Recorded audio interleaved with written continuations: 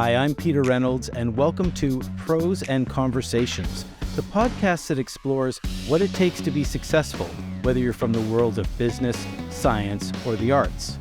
In this episode, we're going to be talking about succession planning and exploring the importance of planning for the future of your business.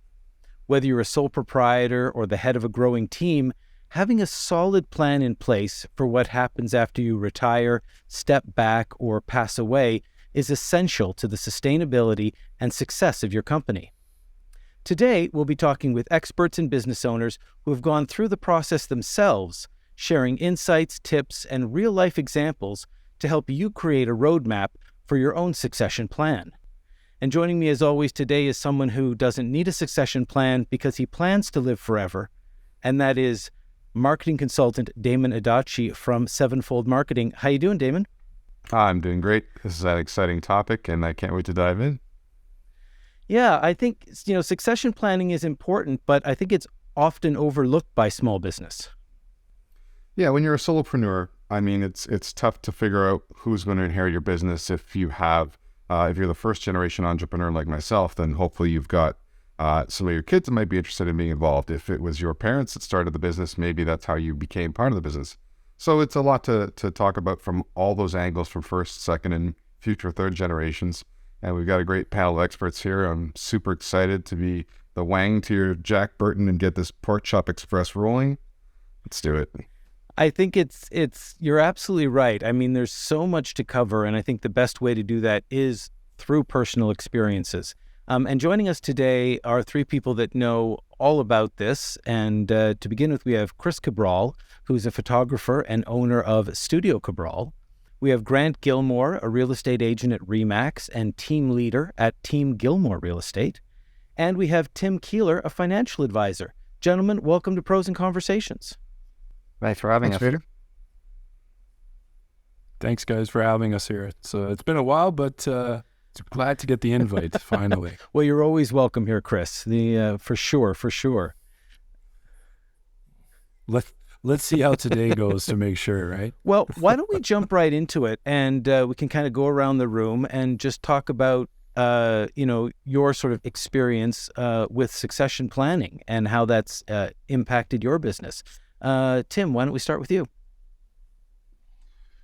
I feel like I'm the creamy middle of an Oreo right now because 10, 12 years ago, I went through the buyout of a succession plan, and I'm now at the stage of my career where I'm looking to bring somebody else in so that I can remember the succession plan. But I worked with my dad for a couple of decades in a financial planning practice and bought him out 10 or 11 years ago.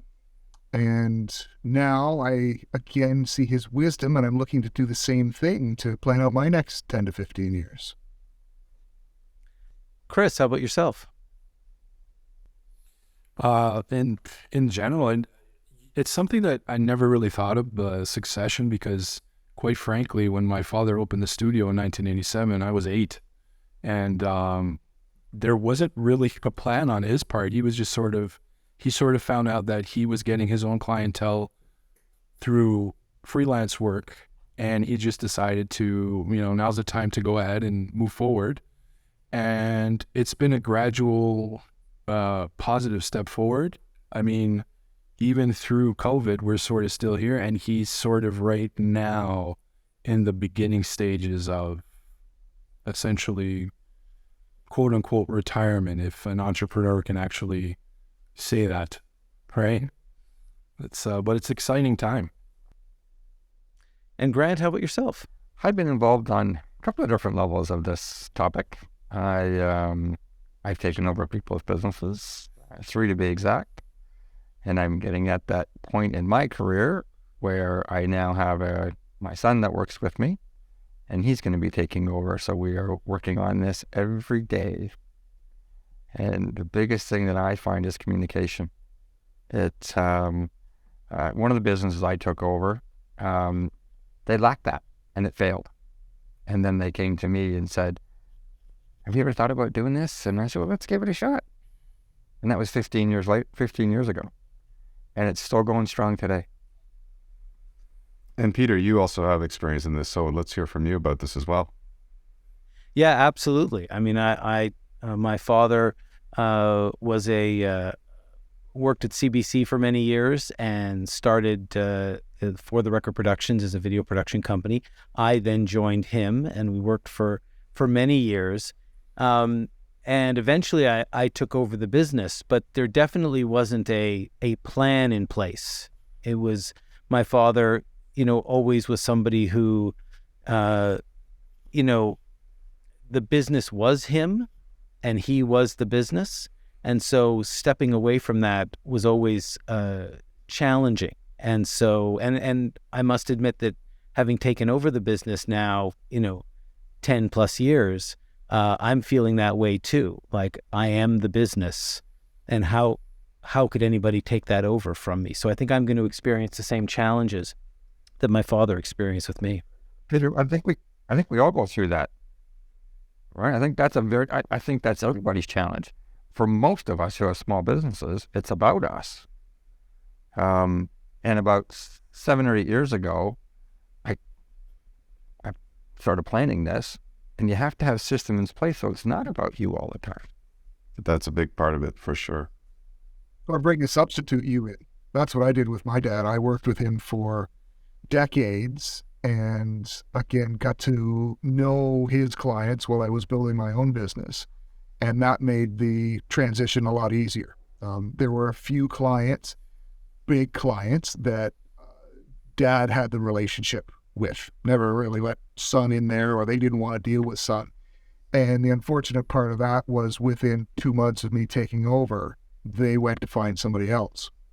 So the best part of it was the sort of the lead up to it. So that's what I'm looking for now, is somebody that will work with me for 10 years, get to know my key clients, help me build the business for a sort of a sprint to the finish. But that way, when I sell the business, because I'm not giving it away, then the client retention is better. The clients are confident with the next generation coming in, and it just works so much better if you have a plan that you've worked for not a couple weeks, a few years.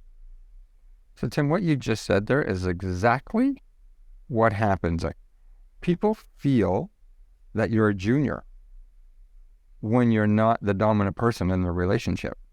So they probably felt, and I went through this years ago, where I'm going to deal with you. You're a kid, or you're just don't have the experience that Tim has, or that I had, or that Chris's dad had, or how do you get around that is the big question. And is it maybe you get mentored for 2 years or 3 years, whatever the number is? What happened with me was when I first started photographing with my dad, I was 13 years old, and I would just literally carry bags around and sort of just watch. And what you're not really paying attention to as it's happening, you figure out later, when I would be sitting there like bored out of my mind, and he would be essentially working the room, right? And I would just be like, oh, he's just wasting time talking to people. What's he doing? Like, I just want to go home. Then I started realizing, oh, he's working the room. He's building the next client. He's working that. And I had that issue with, I was shooting weddings essentially by myself at 16.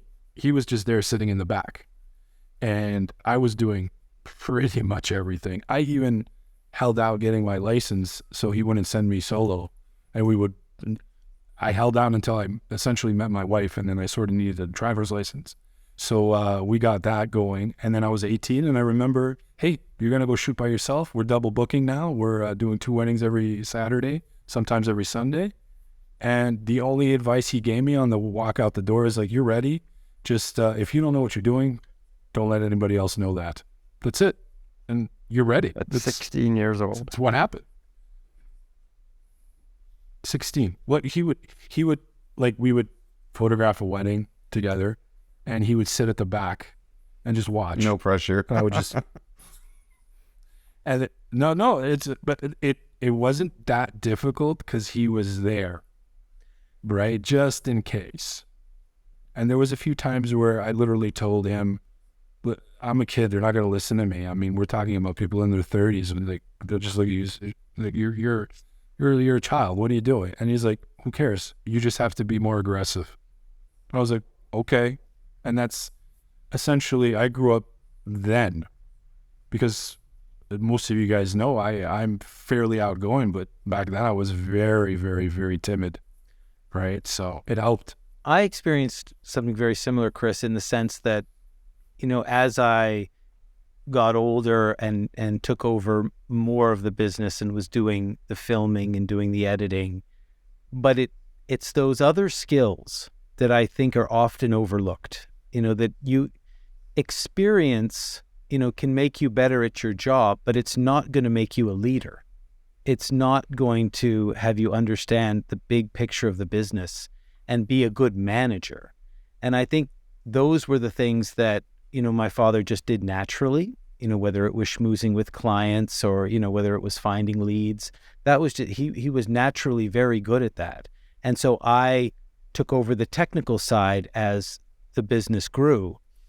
But when he left, there was a very large gap there of skills that I had to very quickly learn in order to keep the business going. And I think that's often forgotten, is that there's a difference between understanding the business and managing the business.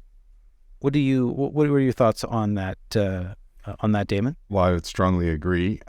So I'm a first generation entrepreneur, and I didn't inherit this business from anybody. But my son is in the same field in university right now, and he's learning graphic design and video production, all these great skills. And that's the difference I'm finding right now, is I can say, hey, I've got stuff that you could help me with. I've got work that I could shovel you.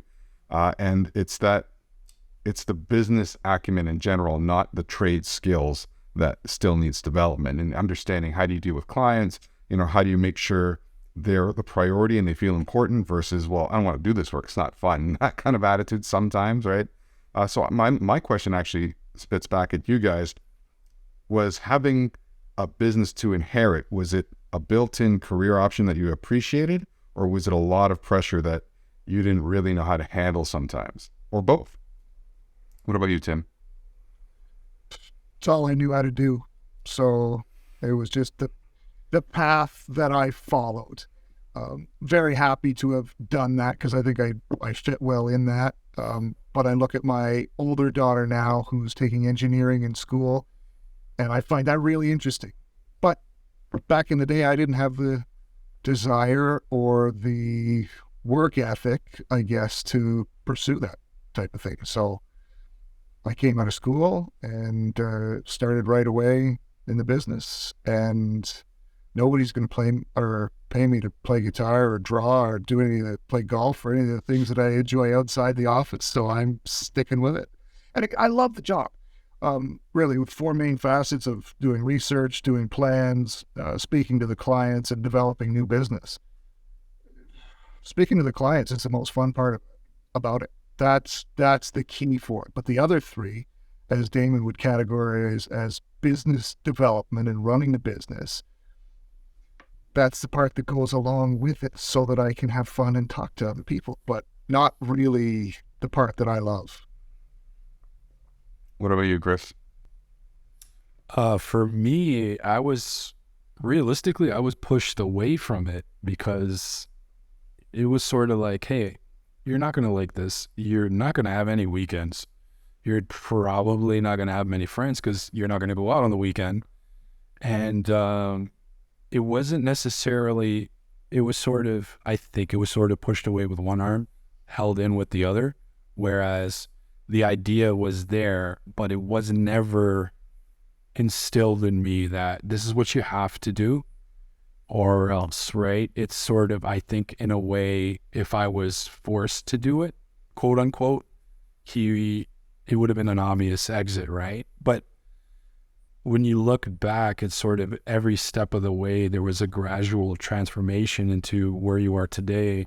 And it all was sort of a plan where each step helped inadvertently or, on purpose, whichever way you look at it. So it's funny, because I remember like thinking about it before we got on the podcast. I was like, what was there a day or a statement or anything that was sort of said where it was like, okay, I'm here now? And it was kind of, I don't know, it was when I left. I went to Sheridan to become a photographer, and the day I walked into Sheridan, I knew I could have entered Sheridan 5 years before, because I was already processing colored film in our studio, and I went back to black and white.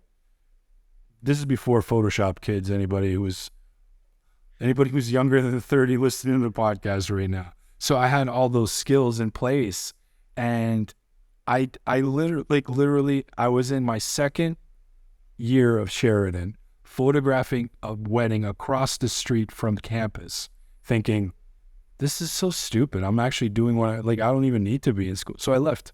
I just say, you don't learn by somebody teaching you, you learn by doing. And when you know you're ready to do it, just go out and do it.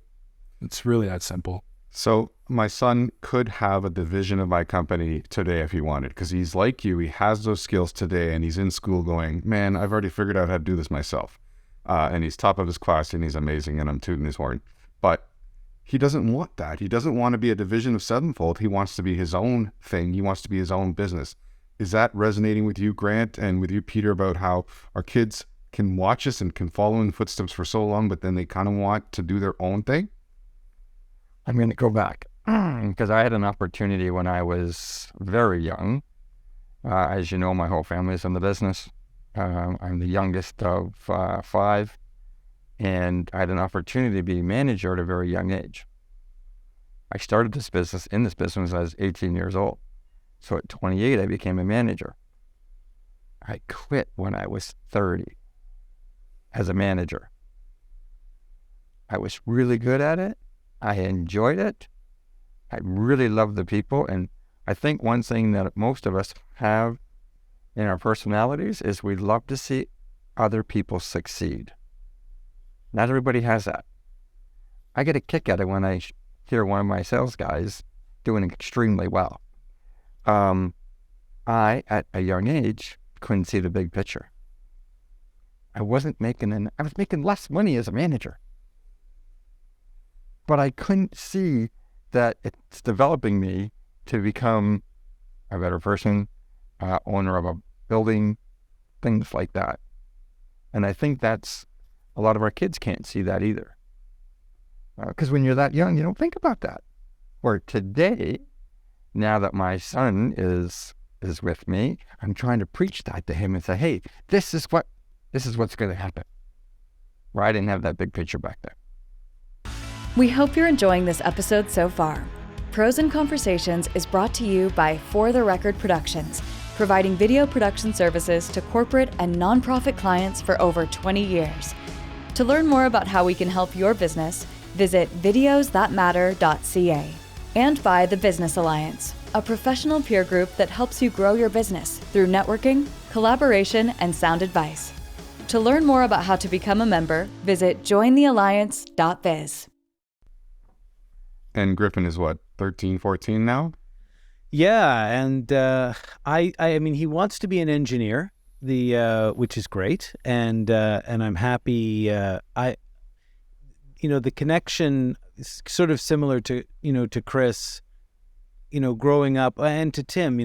This was something that was kind of what I knew how to do. I loved working with my father, and there was never really any other path.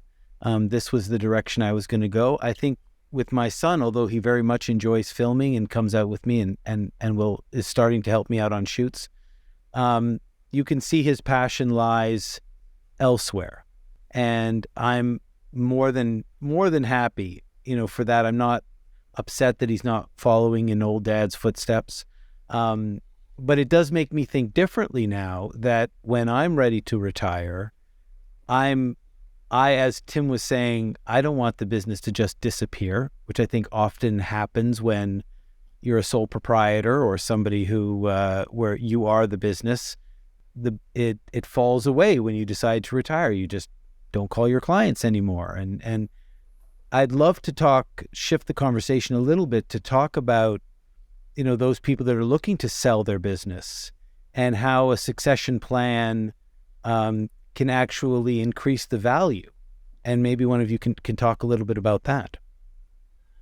I think in my case, having a successor almost doubles the value. I lost a quarter of the business with 6 clients when my dad left. And I was just 6 clients. I'd already been working there for 10 years. I had my clients and I took over the relationship of a number of other ones. And that's the fear that I see in my business as well. Again, it's an asset that has value that I want to cash out for retirement. But again, if I just bring somebody in and introduce them to my top anywhere in the client base, say, okay, here's your new advisor. If they don't trust them or have a relationship or have proven that they know what they're doing, they're going to go off somewhere else. But if we can sort of bring them in, groom them, and build up that trust within the book, then the retention is where the value is. So it will probably double my business if I can do that successfully. So the ideal candidate for you then is somebody 12 years your junior kind of thing, who has a small book of business, and by pairing up with you, they can grow it, they can learn from you, they can absorb some of your clients over time, and then hit the ground running with your half of the business when you're ready to step away. That's exactly what I'm looking for. It's difficult to find, though, because somebody that without a relationship wants to partner up with somebody else probably wants to sponge off.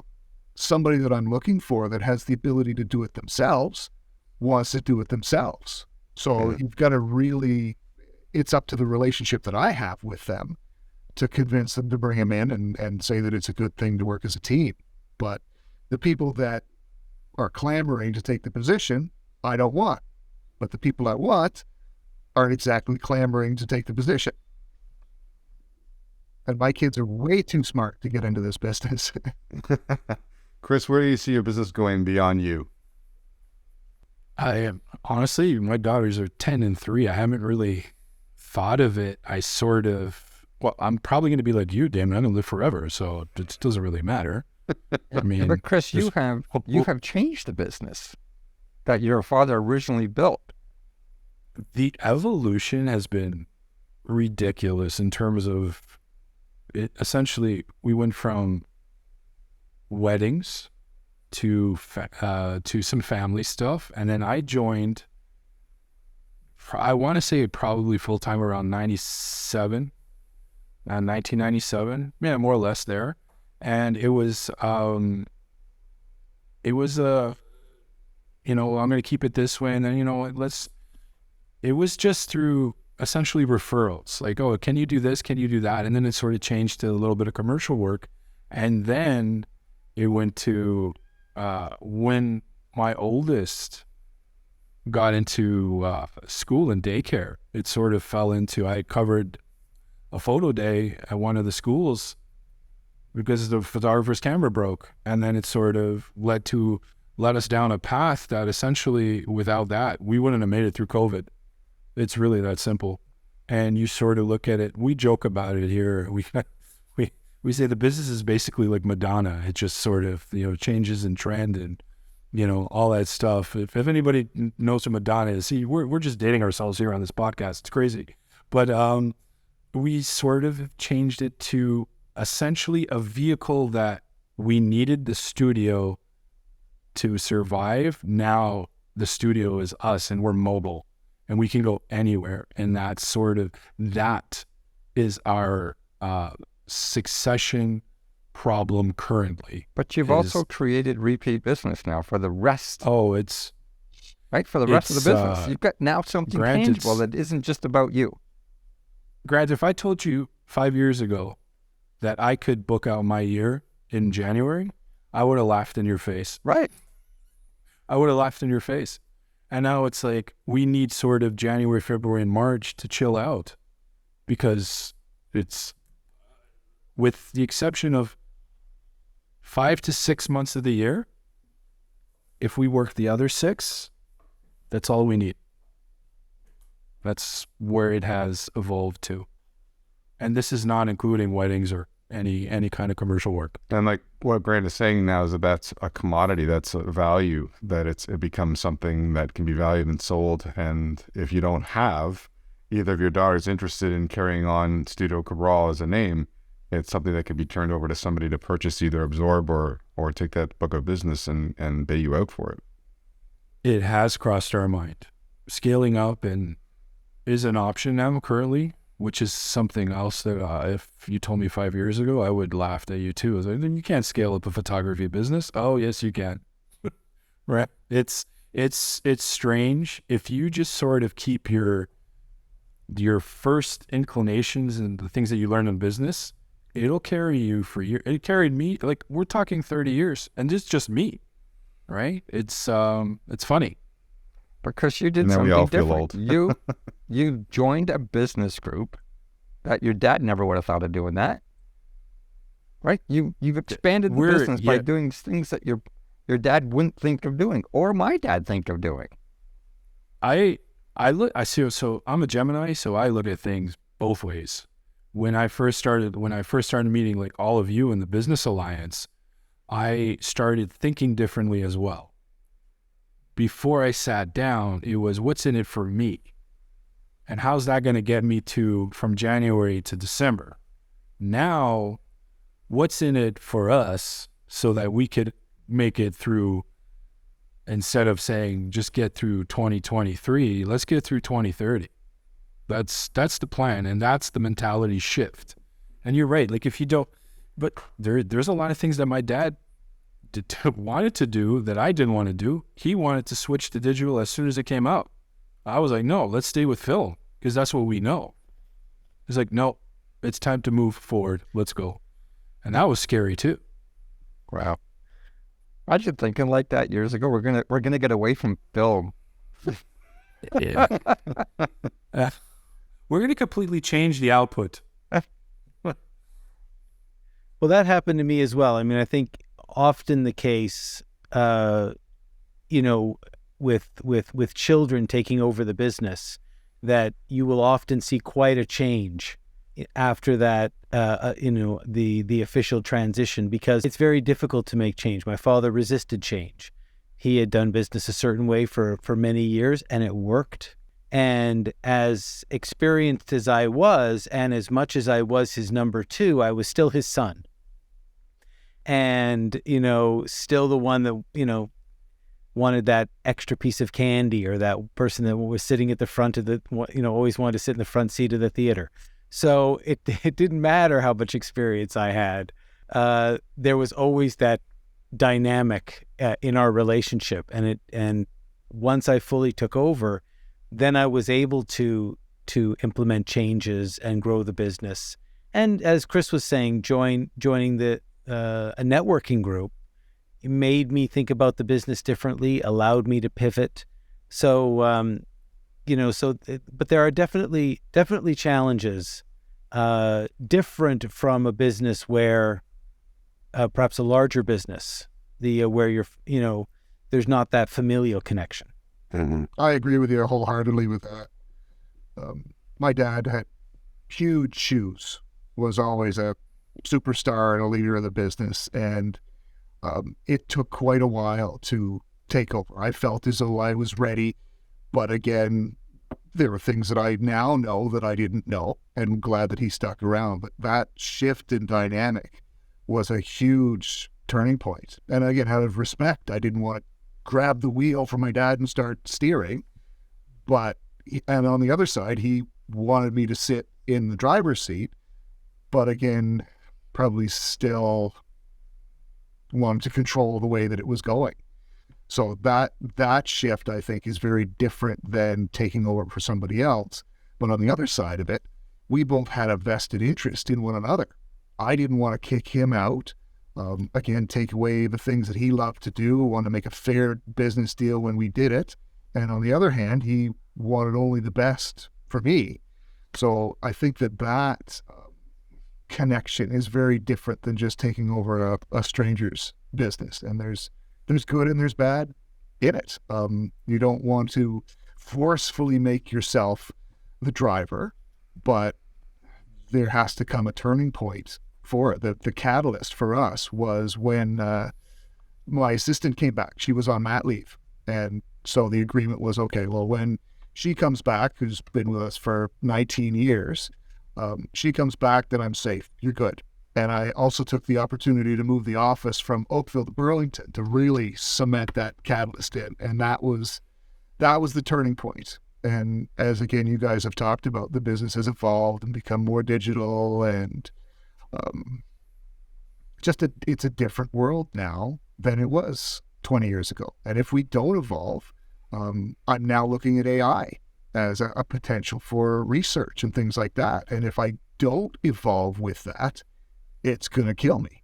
But there's an opportunity there now to bring that in as a supplement to the business. Again, an AI is never going to take over a financial advisor's position, but it can augment what we do and give us some confidence with our own screening and model portfolios and things like that. So quite honestly, I need somebody 10 years younger than me to understand and develop that stuff.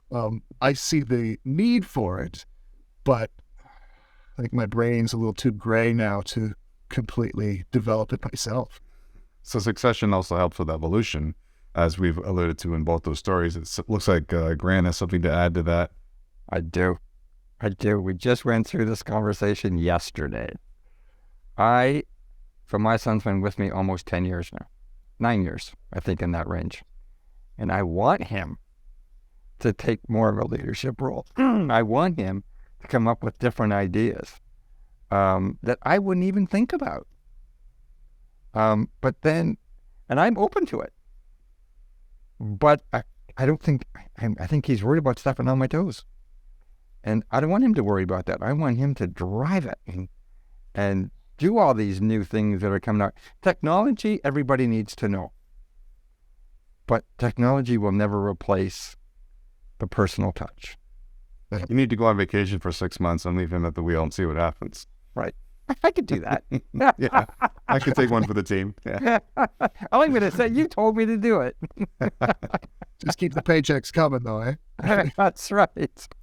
So to try and wrap this up with a nice bow, it's great to have everybody here because we all have these similar experiences, and yet each one of our stories is unique, and there are different elements, different dynamics. I've worked with 2 companies in my time in this business. One was the Family Business Council of Canada, and one was the Canadian Association of Family Enterprise. And there's a very different dynamic about working with family in the business, people outside the business that you're related to. We could talk for another entire episode with Grant alone on this, I'm sure. But it changes everything in terms of what your succession plan looks like and how you deal with personalities in transition. But I'm really, really appreciative of everybody participating in this because, you know, it helps shape the whole landscape of what the situation looks like in inheriting and then later passing a business on to someone else. Maybe we could go around the room and just have one tip for the person listening out there who's looking either to take over the business or to pass the business along. What's one piece of advice that you would give them? Tim, why don't we start with you? You know, I'm going to relate something that happens throughout the whole business process that I use regularly. Set a plan and stick to it. You often want to deviate at certain inflection points along the way. But when you logically laid that plan out, it made a heck of a lot of sense. It's kind of like being in the forest and seeing this tree in front of you. Plan your whole route and stick with it. I could go like multiple levels on this one because essentially at the root of it is just communication. If you're just, you know, what my dad used to do would, he would change the conversation from we need to do this to you should try this. And that helped. And then gradually as you sort of move forward, it gets more difficult, or it seems as though it's getting more difficult when the you there's no more we. It's you're going to do this. Yeah, you can handle the magazine shoots. You can handle these bookings. You can handle this. That's fine.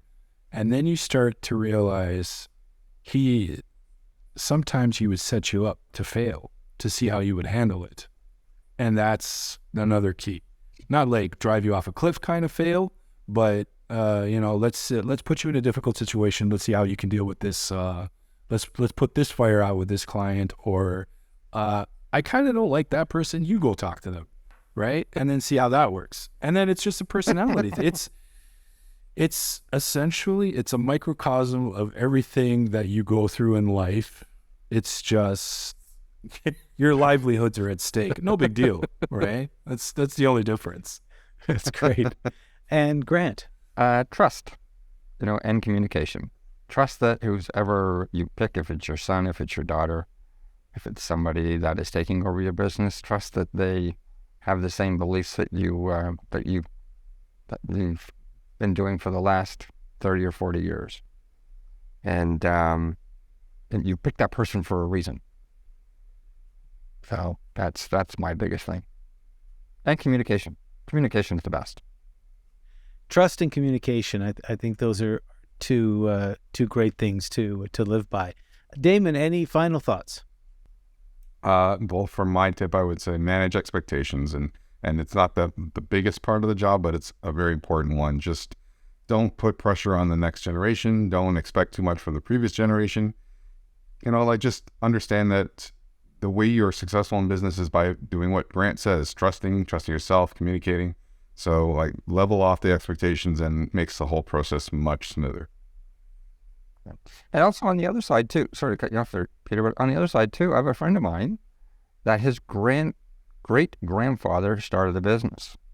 His dad took it over. He took it over from his dad. And he has 2 boys, and the boys came to him and said, "Dad, we don't want it. This is a multi-million-dollar company. We don't want it."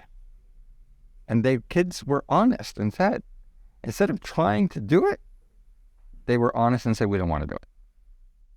Well, I'll just take this opportunity to thank everybody for joining us. It's been a fantastic conversation. I think we've learned a lot about succession planning. So thank you for joining us. We've been speaking with Chris Cabral, who's a photographer and owner at Studio Cabral, Grant Gilmore, a real estate agent at RE/MAX, and Tim Keeler, financial advisor. And my co-host, as always, has been Damon Adachi, a marketing consultant with Sevenfold Marketing. Again, you've been listening to Pros and Conversations. I'm your host, Peter Reynolds. See you next time.